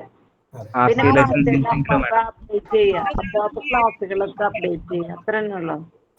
ഓക്കെ, നമ്മളിപ്പോ അഥവാ കൗൺസിലിംഗ് സെന്റർ സ്റ്റാർട്ട് ചെയ്ത് കഴിഞ്ഞാൽ നമുക്ക് കേസുകൾ വരുമല്ലോ.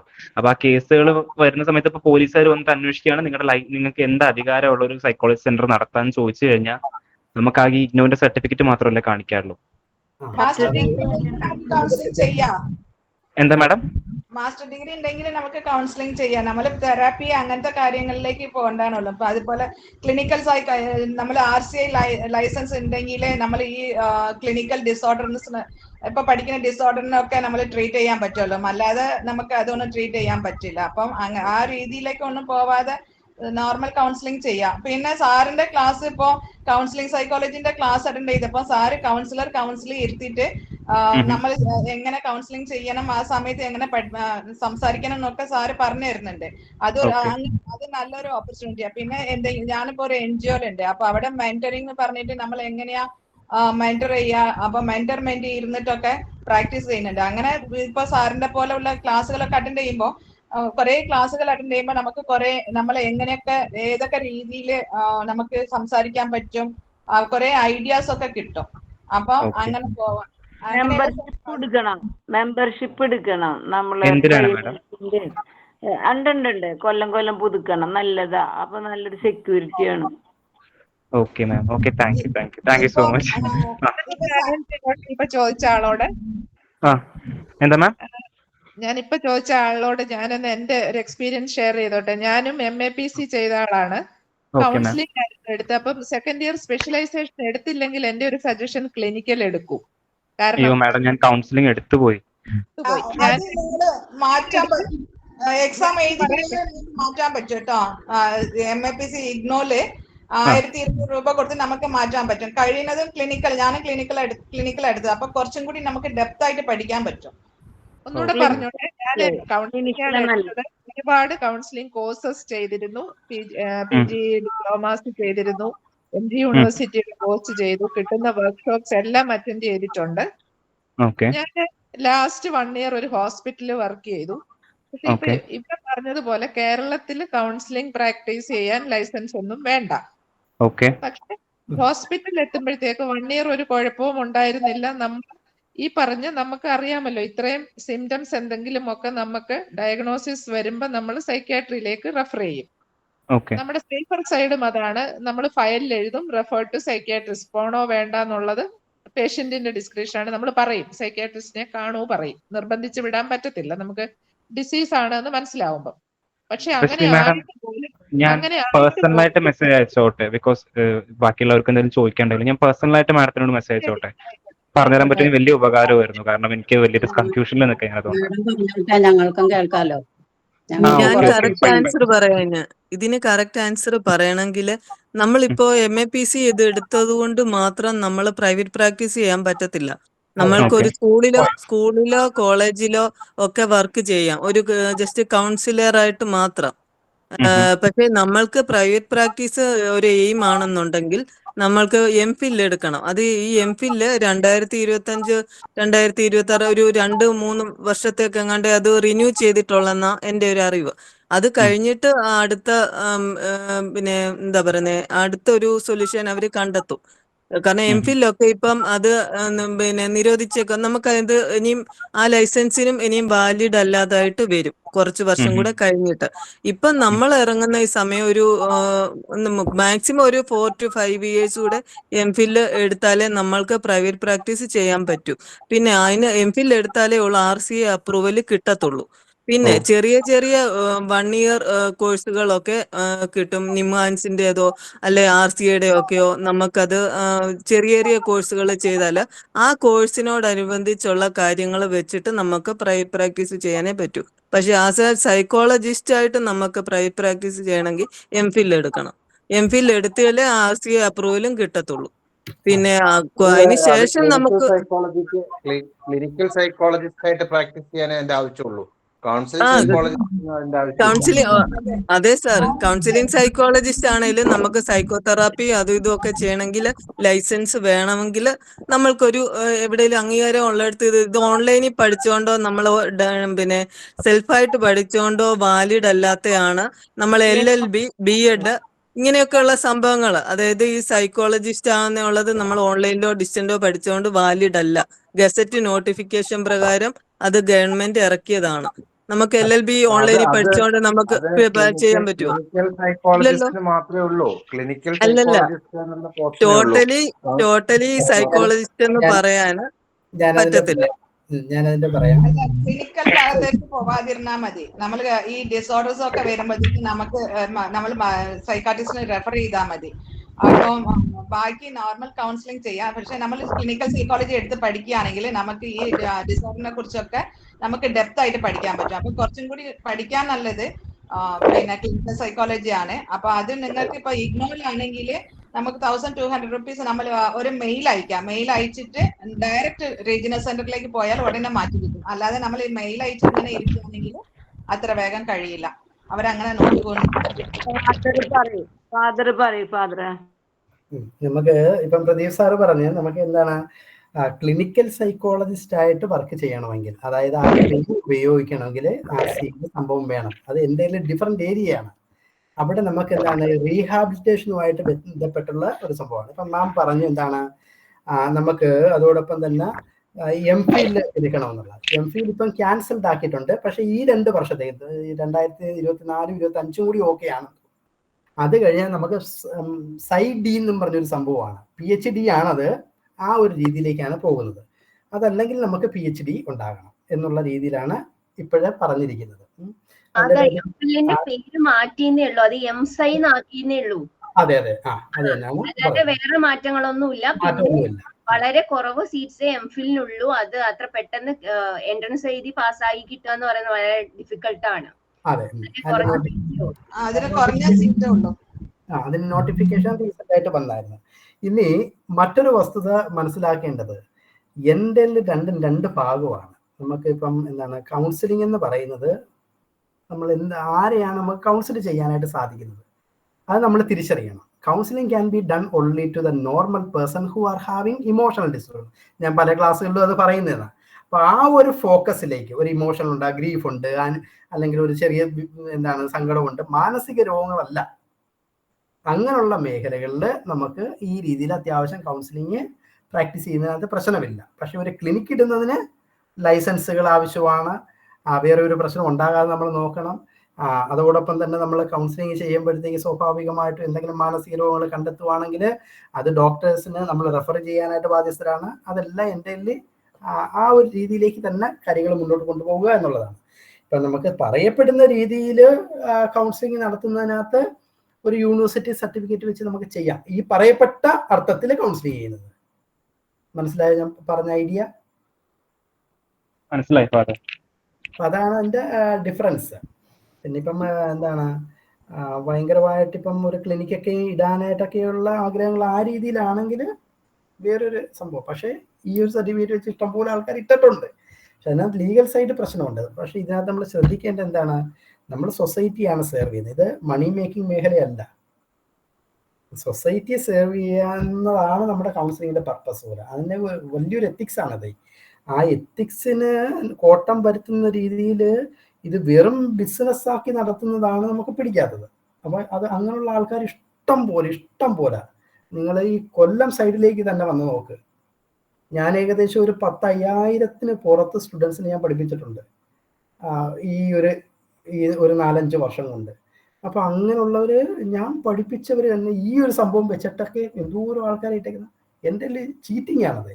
മറ്റ് PG സർട്ടിഫിക്കറ്റ് ഒന്നും ഇല്ലാതെ അല്ല, PG സർട്ടിഫിക്കറ്റ് ഒക്കെ ഉണ്ട് അവർക്ക്, എന്താണ് ഈ ഇഗ്നോഡേക്ക്. പക്ഷേ കോമ്പിറ്റൻസി ഒരു വലിയ പ്രശ്നമാണെന്നേ. ഓഫ്ലൈൻ വർക്ക്ഷോപ്പുകൾ ഇഷ്ടംപോലെ അറ്റൻഡ് ചെയ്യണം. അപ്പൊ അത് നമ്മളത് കോമ്പിറ്റൻസിയും കാര്യങ്ങളും കൃത്യമായിട്ട് മനസ്സിലാക്കിയിട്ട് വേണം നമ്മളത് ചെയ്യാനായിട്ട്. ഞാനൊരു ഉദാഹരണം പറയാം. ഞാനിപ്പോ ഏകദേശം ഈ ഒരു മേഖലയിൽ തന്നെ ഞാൻ കാര്യങ്ങൾ മനസ്സിലാക്കാൻ ശ്രമിച്ചിട്ട് പോലും ചില സമയത്തല്ല മിക്ക സമയത്തും നമ്മൾ പതറിപ്പോവും. ഞാൻ ഏതാണ്ട് ഒരു 17 വർഷമായി. ഞാൻ അച്ഛനാകുന്നതിന് ഒരു 4 വർഷത്തിന് മുമ്പ് ഞങ്ങളിത് പഠിച്ചു തുടങ്ങിയതാ. ഞാൻ അച്ഛനായിട്ട് ഇപ്പൊ 15 വർഷമായി. എന്നിട്ടും ഞാൻ 2 വർഷം കളഞ്ഞിട്ടാ പറയുന്നത്. ഇത്രയും വർഷം കൊണ്ട് ഞാൻ ഇന്ന് വരെ വേറെ ഒരു പരിപാടി ചെയ്തിട്ടില്ലെന്നേ. ആകെ നമ്മൾ രാവിലെ കുർബാന. എന്നാൽ പോലും ഞാൻ കൗൺസിലിംഗ് എടുക്കാറില്ല. വളരെ റെയർ ആയിട്ടാണ് ഇപ്പൊ എടുക്കുന്നത്. കുറേ വർഷം, ഒരു 3-4 വർഷം കൊണ്ട് കൗൺസിലിംഗ് ഇപ്പൊ എടുക്കാറേ ഇല്ല. പക്ഷെ ആ എടുക്കുന്ന സമയത്ത് പോലും ചില കേസുകളും കാര്യങ്ങളും കാണുമ്പോഴത്തേക്ക് നമുക്കൊന്നും ചെയ്യാൻ പറ്റുന്നില്ല, മുന്നോട്ട് പ്രൊസീഡ് ചെയ്യാൻ പറ്റാത്ത അവസ്ഥകളുണ്ട്. എത്രയോ കേസുകൾ നമ്മൾ കൈകാര്യം ചെയ്യാൻ പറ്റാതെ വിട്ടുകളഞ്ഞിട്ടുണ്ട്. അപ്പൊ അത്രയും ഞാനത് കോമ്പിറ്റന്റ് ആണെന്നല്ല ഞാൻ പറയുന്നത് കേട്ടോ. അപ്പൊ ആ രീതി മനസ്സിലാക്കരുത്. പക്ഷെ അത്രയും പ്രാക്ടീസ് ആ സ്ഥാനത്താണ്. വെറും 3 മാസം. ഞാൻ ഇന്നലെ എന്നെ ആരോ വിളിച്ചിട്ട് പറഞ്ഞാണ്, അത് BS ഒരു ദേവിക എന്ന് പറഞ്ഞിട്ട് നല്ലൊരു ഫ്രണ്ടാണ്. ദേവിക എന്നും പറഞ്ഞൊരു പെൺകുട്ടി, അവള് ഇപ്പം PG ചെയ്യുകയാണ്. അവള് വിളിച്ചിട്ട് എന്നെ പറഞ്ഞത് ചില ആൾക്കാർ എന്താണ് ഈ BSS എന്ന് പറയുന്ന സർട്ടിഫിക്കറ്റ് വെറും 3 മാസം. അപ്പൊ അങ്ങനെയുള്ള പ്രശ്നങ്ങൾ ഇതിനകത്തുണ്ടേ. അപ്പൊ അതൊക്കെ നമ്മൾ കൃത്യമായിട്ട് മനസ്സിലാക്കുക എന്നുള്ളതാണ്. ഞാൻ ആ ഒരു മേഖലയെ കുറ്റം പറയുന്നതല്ല, അതും നമുക്ക് ഉപയോഗിക്കാം. പക്ഷെ അതിനോടൊപ്പം നമുക്ക് ഈ കോമ്പിറ്റൻസി വേണം എന്നുള്ളതാണ്. സമയം ഒത്തിരി അതിക്രമിച്ച് ഈ കോമ്പറ്റൻസി ഫാദർ ഉദ്ദേശിക്കുന്നപ്പം നമുക്ക് എത്ര നാളെടുക്കും അതൊന്ന് ആയി നമ്മുടെ സ്കില്ലും നമ്മുടെ വായനകളും നമ്മുടെ കഴിവുകളും നമ്മൾ മനസ്സിലാക്കുന്നതൊക്കെ എല്ലാം നമ്മുടെ കോമ്പിറ്റൻസിയാ. അപ്പൊ ഈ സ്കിൽഡ് ഡെവലപ്പ് ചെയ്യുക എന്ന് പറയുന്നത് നമ്മുടെ ഉത്തരവാദിത്വമാണത്. ഇപ്പൊ എനിക്കിപ്പം വെറുതെ ഒരാളെ കേട്ടോണ്ടിരിക്കാനായിട്ട് സ്കില്ലില്ല എങ്കിൽ ആ സ്കില്ല് ഞാൻ ഡെവലപ്പ് ചെയ്യണമല്ലോ. അപ്പൊ ആ കേൾവിക്കൊരു പ്രത്യേകതയുണ്ട്. ആ കേൾവി ഒരു സ്കില്ലാണ്. ഒരാളെ കേൾക്കുക എന്ന് പറയുന്നത് നമ്മുടെ സ്കിൽഡ് ആയെങ്കിലേ പറ്റത്തുള്ളൂ. കൗൺസിലിംഗിനകത്ത് നമ്മള് കേൾവി എന്നാണല്ലോ വലിയൊരു സ്കില്ല്.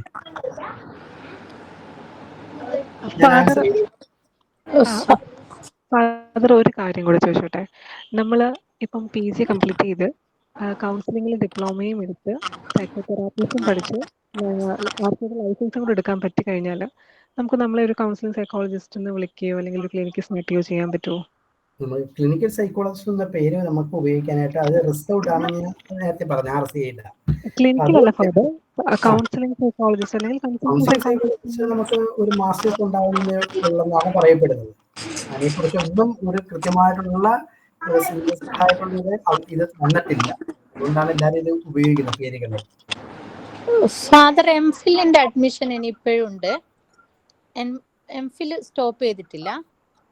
MPhilന്റെ ഈ ഇടയ്ക്ക് ഞാൻ കോഴിക്കോട് സൈഡിൽ എവിടെയോ ഒരെണ്ണം കേട്ടായിരുന്നു. വളരെ എന്താണ് സീറ്റ് ഭയങ്കര ഏതോ കോഴിക്കോട് ഭാഗത്ത് എവിടെയോ ഞാൻ കേട്ടായിരുന്നു. ആണെന്ന് തോന്നല്ലേ? 6 സീറ്റ് അങ്ങാണ്ടേ ഉള്ളെന്ന് പറഞ്ഞ്. LBSന്റെ അതായിരിക്കും. അതെ. ഓക്കെ. അതല്ലെങ്കിൽ പിന്നെ PhD ചെയ്യണമേ. പഠിക്കേ. ഞാൻ ചോദിച്ച ചോദ്യത്തിന്റെ ഒരു കൺക്ലൂഷൻ ഞാൻ ഒന്ന് പറഞ്ഞോട്ടെ. അതായത് എനിക്ക് മനസ്സിലായ കാര്യങ്ങൾ ഇത് കറക്റ്റ് ആണോ എന്ന് മാഡംസും അതുപോലെ തന്നെ സാർ ഒന്ന് കൺഫേം ചെയ്യണേ. അതായത് MAPC കഴിഞ്ഞൊരു വ്യക്തിക്ക് കൗൺസിലറായിട്ട് വർക്ക് ചെയ്യണമെന്നുണ്ടെങ്കിൽ 2nd ഇയറിൽ കൗൺസിലിംഗ് എടുക്കുക. അത് കഴിഞ്ഞിട്ട് പഠിച്ച് പുറത്തിറങ്ങി കഴിഞ്ഞു കഴിഞ്ഞാൽ ഡിസോർഡേഴ്സ് ഇല്ലാത്ത ഏതൊരു പേഷ്യന്റിനെയും നമുക്ക് ട്രീറ്റ് ചെയ്യാം. അവന്റെ ഗ്രീഫുകളെ എംപത്തറ്റിക്കലും സിമ്പത്തറ്റിക്കലും ഡീൽ ചെയ്യാൻ വേണ്ടി നമുക്ക് ട്രീറ്റ് ചെയ്യാം. ഒരു ക്ലിനിക്കൽ നമ്മൾ കൗൺസിലിംഗ് ചെയ്യാം. കൗൺസിലിംഗ് ചെയ്യാം. അതെ. അതുപോലെ തന്നെ ഇനി ക്ലിനിക്കൽ സൈഡ് ആണെന്നുണ്ടെന്നുണ്ടെങ്കിൽ MAPCയിൽ സെക്കൻഡ് ഇയർ ക്ലിനിക്കൽ സൈക്കോളജി എടുത്തതിന് ശേഷം ഒരു MPhil ചെയ്ത് RCA റെക്കഗ്നിഷൻ ഉള്ള ഒരു കോളേജിൽ നിന്ന് MPhil ചെയ്ത് RCA ലൈസൻസും കൂടി മേടിച്ചു കഴിഞ്ഞാൽ നമുക്കൊരു ക്ലിനിക്കൽ സൈക്കോളജിസ്റ്റ് ആയിട്ട് ഡിസോർഡേഴ്സിനെ ട്രീറ്റ് ചെയ്യാൻ വേണ്ടിയിട്ട് നമുക്ക് വർക്ക് ചെയ്യാം. ഇതല്ലേ സാർ കൺക്ലൂഷൻ? ഡിസോർഡേഴ്സിനെ ട്രീറ്റ് ചെയ്യാന്നല്ല, റീഹാബിലിറ്റേഷൻ എന്നുള്ളതാണ് അതിനകത്തുള്ള പേര്. റീഹാബിലിറ്റേഷൻ റീഹാബിലിറ്റേറ്റ് ചെയ്യാനായിട്ടുള്ള കാര്യങ്ങൾക്ക് RCAയുടെ ലൈസൻസ് വേണം. അവർക്ക് അത്യാവശ്യം സൈക്കോ തെറാപ്പികളും കാര്യങ്ങളൊക്കെ ഇന്റഗ്രേറ്റ് ചെയ്യണമെന്നാണ് നമ്മൾ റീഹാബിലിറ്റേഷൻ എന്ന് പറയുന്നത്. ആ ഒരു സംഭവങ്ങൾ ചെയ്യണമെങ്കിൽ. പക്ഷെ ഇതിനകത്ത് ഒരു പ്രശ്നമായിട്ട് പറയുന്നത്, നമ്മൾ ക്ലിനിക്കൽ സൈക്കോളജി എന്ന് പറയുന്നത് ഞാൻ അത് രസകരമായിട്ട് മനസ്സിലാക്കുന്ന ഒരു സംഭവം എന്ന് പറഞ്ഞു കഴിഞ്ഞാൽ, ചില ആൾക്കാർ തെറ്റായിട്ടാണ് ധരിച്ചിരിക്കുന്നത്. സെക്കൻഡ് ഇയറിൽ ക്ലിനിക്കൽ സൈക്കോളജി എടുക്കുന്നത് കൊണ്ട് ക്ലിനിക്കൽ സൈക്കോളജിസ്റ്റ് എന്നുള്ളതല്ല. അതൊരു പേപ്പറാണ്, സാധാരണ ഒരു ജനറൽ പേപ്പർ. എന്തെല്ലാം ഡിഫറെന്റ് ആയിട്ടുള്ള ഒരു എന്താണ് ഒരു നന്നായിട്ട് വായിച്ച് പഠിക്കുന്ന ഒരാളാണെങ്കിൽ ഒരു 10 മണിക്കൂർ കൊണ്ട് പഠിക്കാൻ പറ്റുന്ന ഒരു പേപ്പർ മാത്രമാണ് ക്ലിനിക്കൽ സൈക്കോളജിയുടെ ഇഗ്നോർഡ് പേപ്പർ. ഒരു 10-15 മണിക്കൂറോ മതി നമ്മൾ ഈ പഠിച്ച സാധനങ്ങള്. അപ്പൊ അത്രയും സമയം കൊണ്ട് നമുക്ക് അത്യാവശ്യം പഠിക്കുന്ന ഒരാളാണെങ്കിൽ അത് പഠിച്ചെടുക്കാൻ പറ്റും. അപ്പൊ അതല്ല ഉദ്ദേശിക്കുന്നത്. MAPCയിൽ സെക്കൻഡ് ഇയർ കൗൺസിലിംഗ് എടുത്ത ഒരു വ്യക്തിക്ക് പിന്നീട് ക്ലിനിക്കൽ സൈഡിലേക്ക് പോകാൻ പറ്റുമോ? അത് നമ്മുടെ ഒരു ഓപ്ഷണൽ പേപ്പർ എന്നേ ഉള്ളു. നമ്മൾ അതുകൊണ്ട് നമ്മൾ ക്ലിനിക്കൽ സൈക്കോളജിസ്റ്റ് ആവുകയോ അങ്ങനൊന്നും ഇല്ല. നമ്മുടെ സൈക്കോളജി പറഞ്ഞോ PhD എടുത്താല് നമ്മളിപ്പോ ക്ലിനിക്കൽ സൈക്കോളജി MA എടുത്തിട്ടാണെങ്കിലും ക്ലിനിക്കൽ സൈക്കോളജിസ്റ്റ് ആവില്ല. നമ്മളൊരു PhD ചെയ്ത് കഴിഞ്ഞാല് നമ്മളൊരു ക്ലിനിക്കൽ സൈക്കോളജിസ്റ്റ് ആവുമല്ലോ, അങ്ങനെയല്ലേ ഫാദർ? PhD ചെയ്ത് കഴിഞ്ഞാൽ നമുക്ക് ക്ലിനിക്കൽ സൈക്കോളജിസ്റ്റ് ആവാം. അല്ലാതെ നമ്മളിപ്പോ MS ചെയ്തതിന് ക്ലിനിക്കൽ സൈക്കോളജി ചെയ്തതിന് വെച്ച് നമ്മൾ ക്ലിനിക്കൽ സൈക്കോളജിസ്റ്റ് ആവില്ല. അത് ആദ്യം നമ്മൾ ഒരിക്കലുമില്ല. ഞാൻ പക്ഷേ ഇത് വലിയ ആൾക്കാർ ഇങ്ങനെ വെച്ച് കണ്ടിട്ടുണ്ട്. അങ്ങനല്ല ഫാദർ. ക്ലിനിക്കൽ സൈക്കോളജി PhD എടുത്താൽ ആവില്ല. ക്ലിനിക്കൽ സൈക്കോളജി MPhil തന്നെ 2 വർഷം, അതും ഇന്ത്യയിൽ വളരെ കുറച്ച് സ്ഥലങ്ങളിൽ മാത്രമേ ഉള്ളൂ MPhil സൈക്കോളജിയിൽ. അവിടെ നിന്ന് എടുത്താൽ മാത്രമേ ക്ലിനിക്കൽ സൈക്കോളജിസ്റ്റ് ആവുള്ളൂ. അതെ, അത് തന്നെ ഞാൻ പറഞ്ഞത്. ആവില്ല, PhD എടുത്താവില്ല. സാധാരണ PhD അല്ല പറഞ്ഞത്. അല്ല, MPhil PhD എടുത്താവാം. നമ്മളെ ബാലകൃഷ്ണൻ നമ്പ്യാർ സാറൊക്കെ PhD ചെയ്ത ആളല്ലേ, നമ്മളെ ക്ലിനിക്കൽ സൈക്കോളജിസ്റ്റ്, ഇഗ്നോന്റെ അക്കാഡമിക് കൗൺസിലർ. അതാണ് ഇപ്പോഴും നമ്മൾ ആ ടേം മാറ്റി സൈഡി എന്ന് പറഞ്ഞൊരു സംഭവത്തിലേക്കാണ് അത് പോയി. ക്ലിനിക്കൽ ഇതാണ്. അതിന്റെ ഫയൽ എന്റെ ഉണ്ടായിരുന്നു തോന്നുന്നു, ഞാൻ ഇട്ട് തരാം, ഉണ്ടെങ്കിൽ ഇട്ട് തരാം. ഉണ്ടായിരുന്നു സാർ, ഞാൻ ആ ക്ലാസ്സിൽ കയറിയിട്ട് അതിൽ കുറഞ്ഞ സീറ്റേ ഉള്ളൂ. റീസെന്റ് ആയിട്ട് മാറ്റിയത്